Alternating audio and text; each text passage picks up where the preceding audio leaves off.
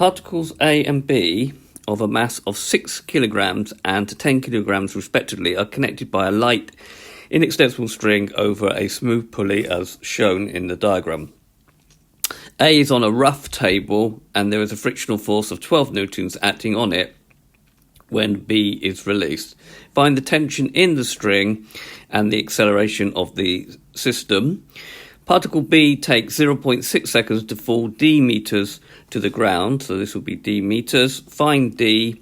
When the ball B hits the ground, A carries on moving along the table. How long will A stop after B hits the ground?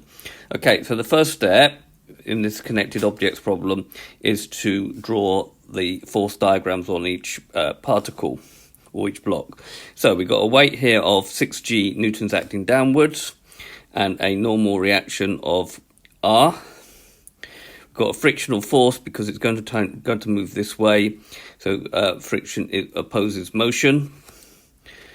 We've got the tension in the string. We've got the same tension here in the string, and we got a 10g newton acting downwards. And we have an acceleration of 8 meters per second going in that sort of direction.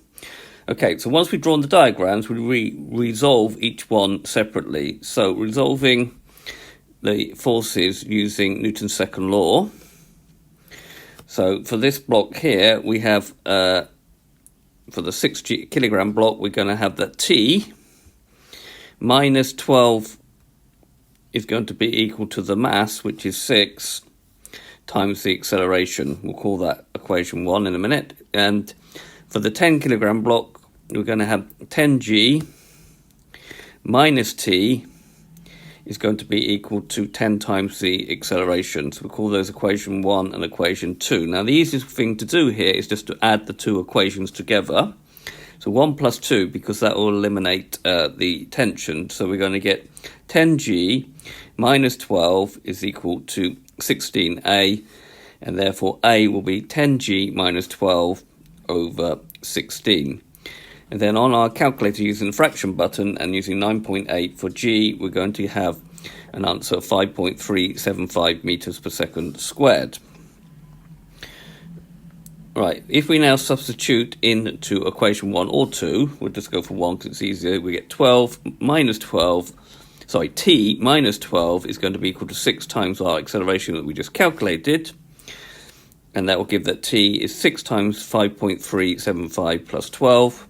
And taking our calculator out, that will give 44.25 newtons. Right, it now falls d meters. So using s is equal to ut plus a half at squared. There, u is 0 because it starts from rest. D will be 0 times 0.6. It takes 0.6 seconds to fall to the ground. Plus a half times 5.375 times 0.6 squared, which gives me 0.9675 meters or 0.968 meters to 3 significant figures. Now, when it hits the ground, of course, this one will carry on moving, but the tension will go out of this system here. So when B hits the ground, the tension will go out of the string. The speed of A as B hits the ground. Right, so we'll have a new acceleration. We're going to take this way as positive. Will be V is equal to U plus AT. Well, V will be equal to 0 plus the initial acceleration that we had in the previous part, 5.375 times 0.6. Be careful not to use answers which have been rounded off because it took 0.6 seconds to hit the ground.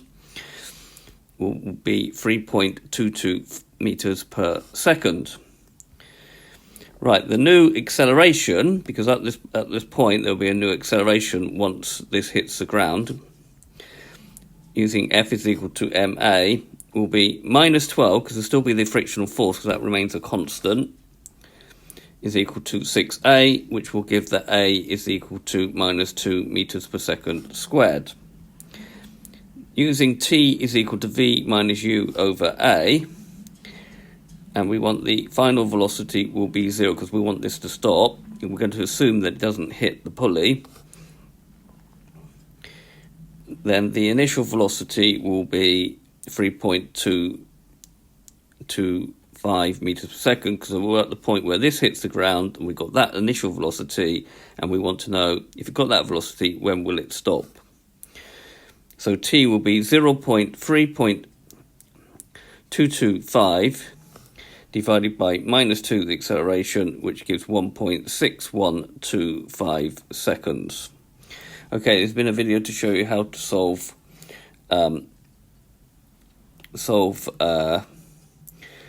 a connected objects problem where the one of the particles actually hits the ground, and trying to find how far it moves forward. I hope you've understood, and I thank you very much for watching.